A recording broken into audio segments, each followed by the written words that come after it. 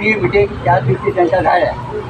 त्याच्यानंतर निर्मला सीतारामनचा अर्थमंत्री आपल्या भारताचे त्यांनी ईमेल केला कमांडर साहेबाला आणि ईमेल करून त्यांना दिल्लीला बोलावून घेतलं आणि त्यांच्याबरोबर अर्धा तास 5 मिनिटाची वेळ गेली होती त्यांनी. तर त्यांनी अर्धा तास आपल्याला वाढवला आणि कमांडर साहेबांचं फ्लुएंट इंग्लिशमध्ये त्यांच्याबरोबर चर्चा झाली आणि निर्मला सीतारामनने आपला स्वतः 2 वेळा मान्य केलं आहे. त्यावेळेला तर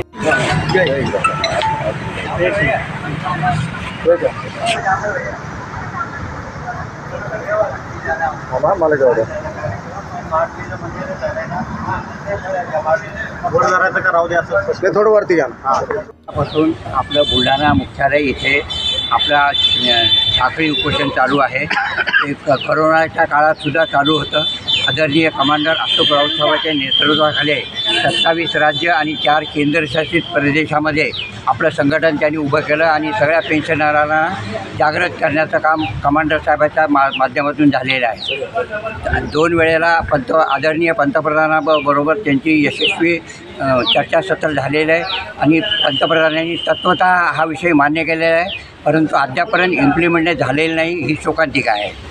आता परवा दिल्लीला आमचा 29 आणि 30ला CWची मीटिंग झाली. त्या मीटिंगमध्ये बरेचसे ठराव मंजूर करण्यात आले आणि त्या ठरावामध्ये असा एक ठराव मंजूर करण्यात आला की जर महाराष्ट्राचं इलेक्शन आणि हरियाणाच्या इलेक्शनपूर्वी जर आमचं काम नाही झालं तर आम्ही सरकारला मतदान करणार नाही. आमचा हा निर्णय पक्का झालेला आहे. आमच्याकडे एवढं मतदान आहे. सरकार अस्तित्वात येण्यासाठी 1.25 करोड मतदान लागतं आहे, परंतु 1 करोड आमचे पेन्शनर आहेत. आम्ही सरकारला बसवू शकतो आणि सरकारला सत्तेवरून बाहेर पण करू शकतो. ही आमची ताकद आहे.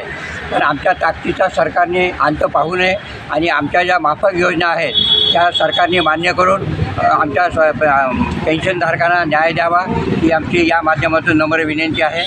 धन्यवाद. सर, आज बैठक बोलवली होती. आज बैठक नेमकी कशासाठी बोलवली आणि काय निर्णय झाला? आज आम्ही असा निर्णय घेतलेला आहे की बऱ्याचशा लोकांकडे छोटे मोबाईल आहेत आणि आमच्या ज्या बातम्या आहेत या लोकांपर्यंत पोहोचवल्या जात नाहीत आणि त्यासाठी मग आम्ही प्रत्येक शहराच्या प्रत्येक एरिया विभागामध्ये जाऊन आमची टीम जाऊन आम्ही तिथे मिटिंग करून लोकांना माहिती देणार आहोत आणि 24 तारखेला बजाजनगरला आम्ही सगळ्यांना आमंत्रित करण्याचं आमचं काम चालू आहे. कमांडर साहेबांच्या नेतृत्वाखाली सगळी माहिती त्या ठिकाणी मिळणार आहे आणि महाराष्ट्राच्या कानाकोपऱ्यातून लोक त्या ठिकाणी जमा होणार आहेत.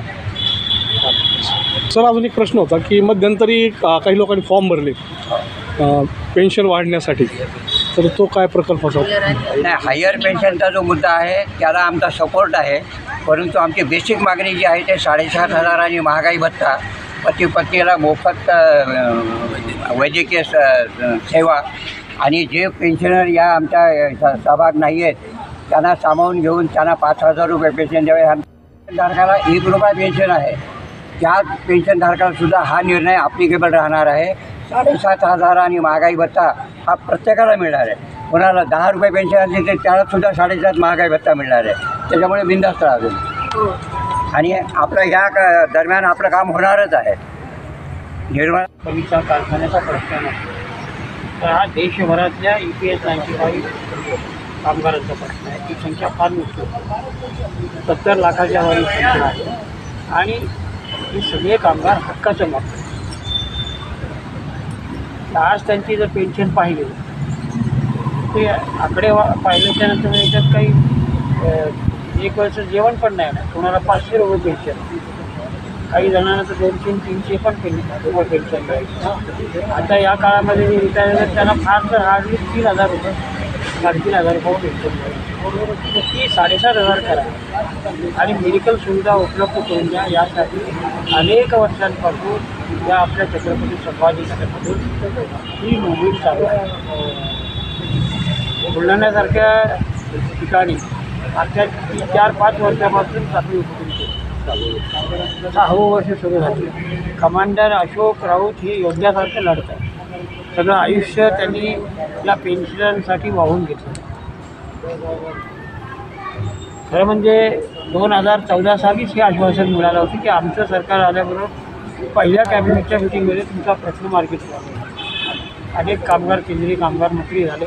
हेमा मालिनीसारख्या पक्षात तुम्ही अभिनेत्रीने याच्यात लक्ष घातलं, परंतु प्रश्न सुटताना दिसत नाही. त्यामुळं या वयामध्ये जे वय लढण्याचं नाही तरीही हे बहादर एखाद्या सैनिकासारखं लढतायत. खरं म्हणजे यांच्या ज्या जिद्दीला, त्यांच्या त्या संघर्षाला सलामच केला पाहिजे. आता तरी हा प्रश्न सुटेल या आशेवरती, आपली पेन्शन वाढेल या आशेवरती. कारण आता परिस्थिती अशी आहे की यांची वय 60च्या पुढे म्हणजे 70-75 अशी झाली. 60 वेगवेगळ्या प्रकारच्या आजाराने ते ग्रासलेले. औषधाचा खर्चच त्यांना सध्या जो जे काही पेन्शन मिळते त्याच्यातून भाग आहे. बाकीच्या गोष्टी लांबच नाही. आणि म्हणून ह्युमॅनिटरी ग्राउंडवर माणुसकीच्या पातळीवर जाऊन का होईना या 60-70 लाख कामगारांचा प्रश्न सोडवला गेला पाहिजे.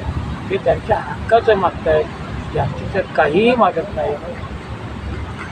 आणि यासाठी हा लढा हे खरं म्हणजे हे केंद्र झालेलं आहे. छत्रपती संभाजीनगर हे शहर केंद्र झालेलं, पण इथं कामगारांची संख्या मोठी. महाराष्ट्राच्या कानाकोपऱ्यातून येऊन इथं लोक कंपन्यांमध्ये काम करतात आणि इथं औद्योगिक वसाहतसुद्धा वाढली.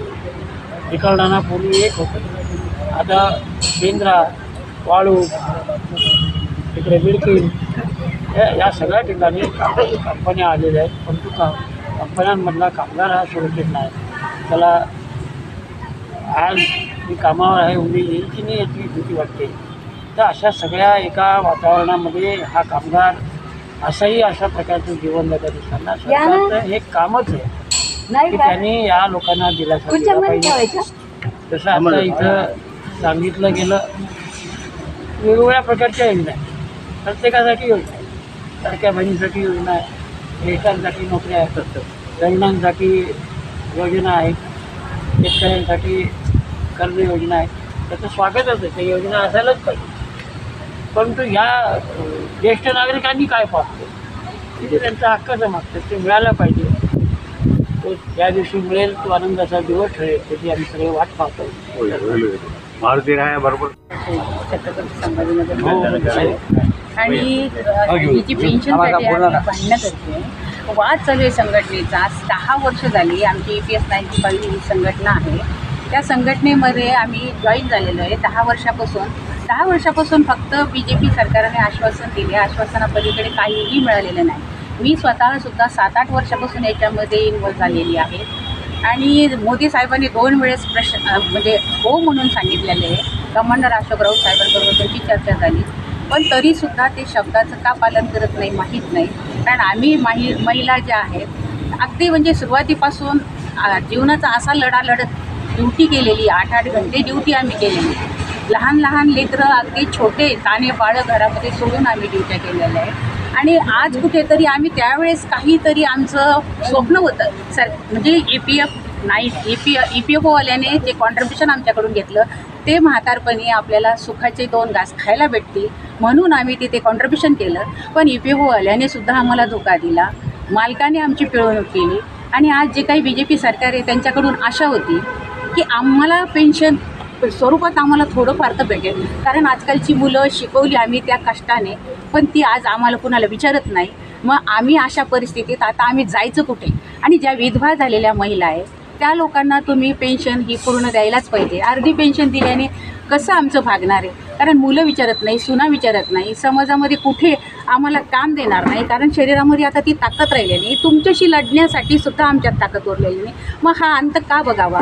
तुम्ही ज्या योजना काढल्या त्या योजना त्यांच्या कॉन्ट्रिब्युशन नसताना तुम्ही योजना देता, ती चांगली गोष्ट आहे. पण ज्याचे कष्ट आणि ज्याचं तुमच्याकडे कॉन्ट्रिब्युशन आहे त्या लोकांना तुम्ही का वाढीत टाकता. आणि आम्ही असं काय पाप केलेलं आहे BJP सरकारचं माहीत नाही. का BJP सरकार आम्हाला त्रास देते.